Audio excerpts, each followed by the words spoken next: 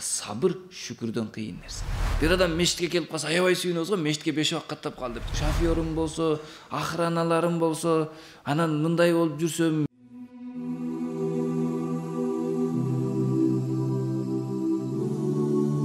Abdullah radıyallahu anh aytat.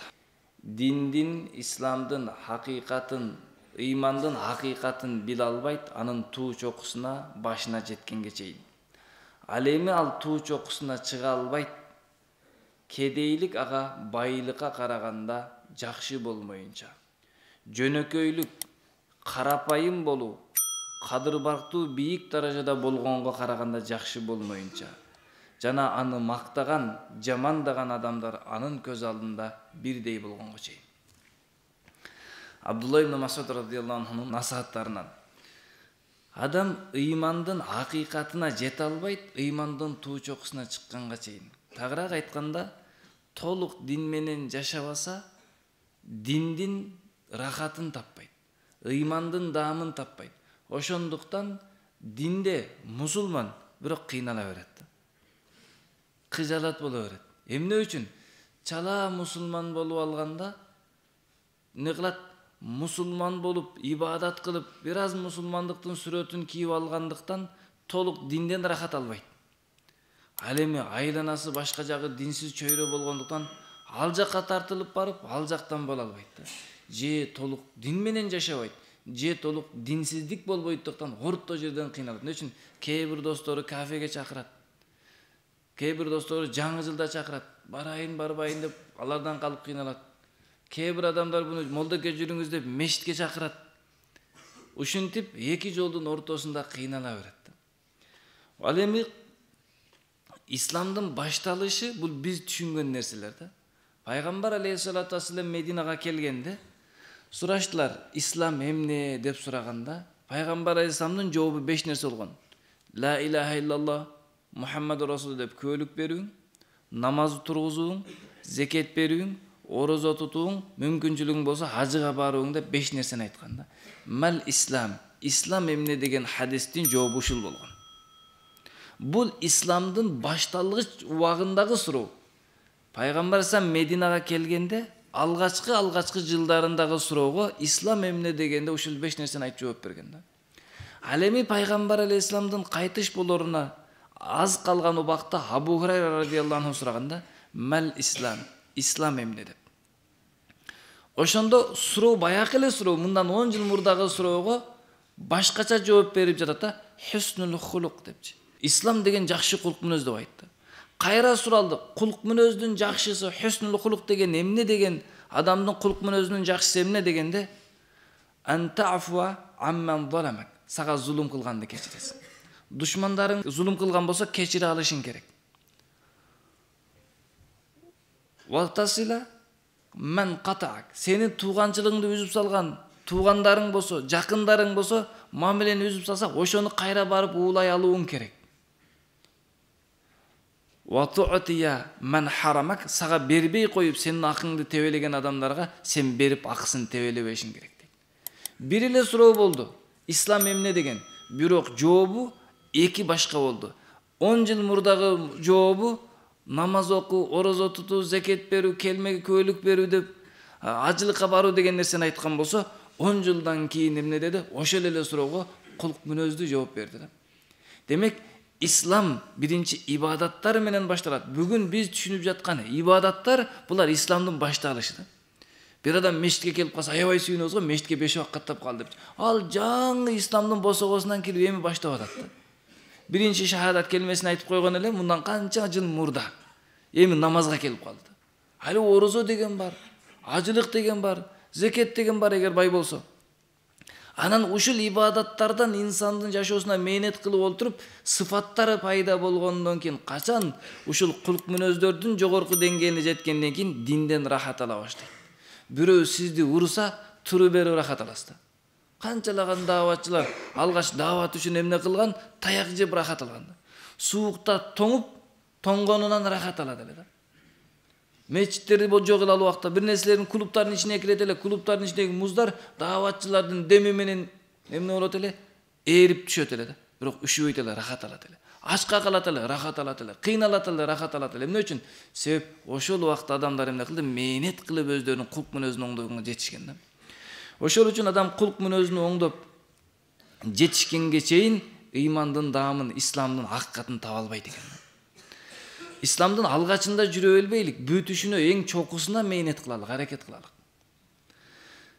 Эгерде исламдын алгачы менен эле жүрө берсечи, ибадат менен эле жүрө берсе, кулк мүнөзүн оңдоого, ибадаттардын жогорку деңгээлине чыгышка аракет кылбаса, бир күн бул ибадаттарын да таштап атат да. Себеп пайдасы жок нерсе менен инсан алектенбейт, таштап атат.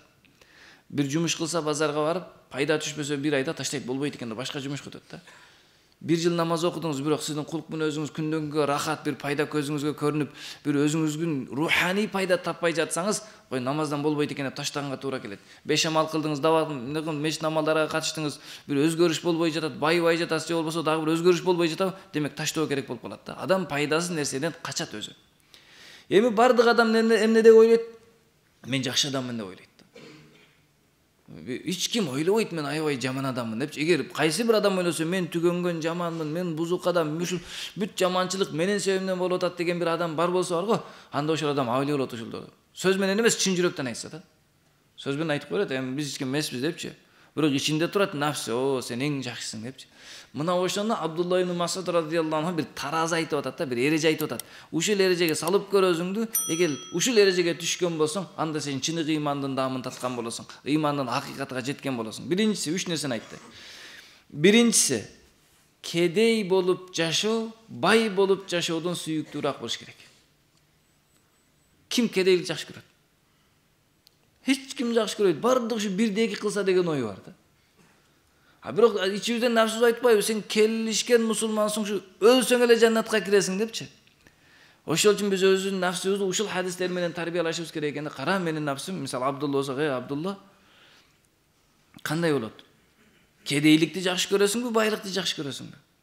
Ошол үчүн биринчиси караш керек экен, кедейликти жакшы көрүш керек экен бай болууга караганда. Эмне үчүн? Себеп кедейлер байларга караганда эртерээк жаннатка кирет. А кедейлердин даражасы байлардын даражасынан артыгыраак турат да. Себеби бай деген иштетип шүкүр кылыш керек. Ал эми кедей сабыр кылыш керек. А сабыр шүкүрдөн кыйын нерсе. Сабыр бул кыйын нерсе шүкүргө караганда. Ошол үчүн Аллах Таала сабырдууларга эсепсиз сооп берем деп айткан да. Кедей бул сабыр кылып жашаган адам. Бул биринчиси. Экинчиси, ат-таваду ахабба илейхи минаш-шараф. Карапайым болуп жашоо падыша бийик даражада болуп жашагандан жакшыраак болуш керек. Бир бийлик сунушталып калса, же бир кайсы бир кадыр бартуу адамды көрүп калсаң, ошонун ордуга барып калсам экен, мен да ушундай болуп калсам экен, шофёрум болсо, охраналарым болсо, анан мындай болуп жүрсөм мен да сонун деп кыялданбай калсаң дейт да. Карапайым эл катары элдин арасында жөнөкөй болуп жүрүү бийик тактыларга караганда жакшыраак көрүнүш керек экен. Үчүнчүсү, сизди мактап жаткан адам менен сизди жамандап жаткан адам экөөсү бирдей болуш керек. Хатта якуна хамидуху ва заммуху индаху сава. Сиздин көз карашыңызда сизди бирөө мактап жатабы? Дин менетин кылып атасыз, намаз окуп атасыз, кандай бир иш кылып атсаңыз, сизди бирөө жамандап жатат, бирөө мактап жатат. Мактаган адам менен жамандаган адам бирдей болуш керек да. Мактаган адам бул жакшы адам экен, бул билет да менин ким экенимди деп, аны өзүңүзгө жакшы адам көрүп, жамандаган адамды жаман көрүп калбашыңыз керек экен да. Сиз үчүн экөөсү бирдей болуш керек экен. Буну ихластуулук деп коет да. Алла үчүн бир акыйкат амалды кылып жатканыңызда бир адамдар сөзсүз мактайт, бир адамдар сөзсүз жамандайт. Жамандагандарды тыңшап отура берсеңиз ташташ керек анда. Жакшыларды айтканын угуп туруп кыла турган болсоңуз, ар бир күн жакшылар мактабай койсо чындай кыласыз. Алар мактабай койсо да ташташ керек болот. Болду, элдин рахматы түгөндү депчи. Ошол үчүн Алла үчүн дин кылып жатканда, мээнет кылып жатканда, илим алып жатканда, бирөөгө жакшылык кылып жатканда, деги кандай бир сооптуу амалдарды кылып жаткан учурда бир адам мактайт, бир адам жамандайт.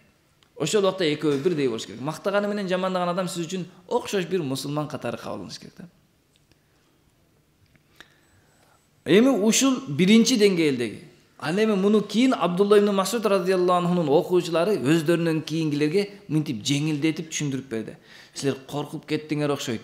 кедейлик байлыкка караганда жакшыраак десе коркуп кеттиңер окшойт. Муну мынтип түшүнсөңөр да болот дейт. Хатта якунал факру фил халал ахабба илейхи минал гина фил харам. Адал тамак аш менен жашап кедей болуп жүргөн жакшыраак арам жол менен байып алгандан деп айтты да. Бул экинчи деңгээлдегиси да. Биринчиси түз Абдулла ибн Масуд айткандай. Экинчиси ага чыдабасаңыз, анда жеңилирээк жолун эмне деп атат? Абдулла ибн Масуд радыйаллаху окуучулары өздөрүнүн кийинкилерге түшүндүрүп жатат. Бул биздин устазыбыздын сөзү, Абдулла ибн Масуд радыйаллаху сөзү мындай деген маани: адал тамак менен кедей жашаганың сен үчүн сүйүктүүрөөк болуш керек. Бир аз арам жол менен байып кеткенден көрө депчи.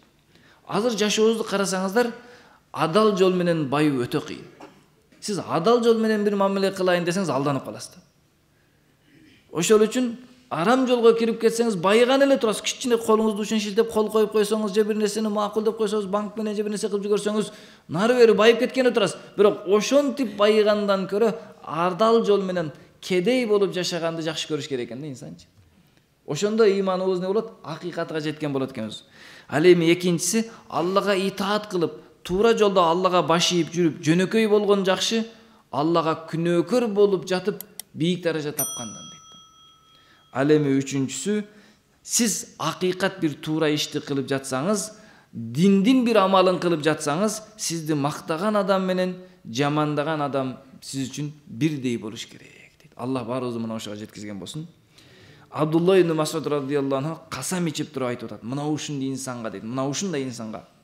Валлахи аллази ла илаха гайруху. Андан башка зат болбогон, Кудай болбогон Аллах менен касам ичем. Пендеге эч качан зыян бербейт. Ушул халатта таң атырып кеч кезирсе, дүйнөдөгү азгырыктар дейт. Кайсыл адамдын жашоосу ушундай болсо, дүйнөдө түрдүү азгырыктар болот. Ошол азгырыктардын эч бир ага зыян бербейт. Эртең дажжал чыга турган болсо, андан башка дүйнөнүн байлыктын ачылып кеткендиги, күнөөлөрдүн, бузукулуктардын таркалып кеткендиги ал адамга зыян бербейт. Эмне үчүн? Жүрөгүндөгү ыйманы толо болгондуктан азгырык фитна канча болсо дагы бул инсанды ыйманы сактап калат. Аллах баарыбызды мына ушундай деңгээлге жеткизген болсун.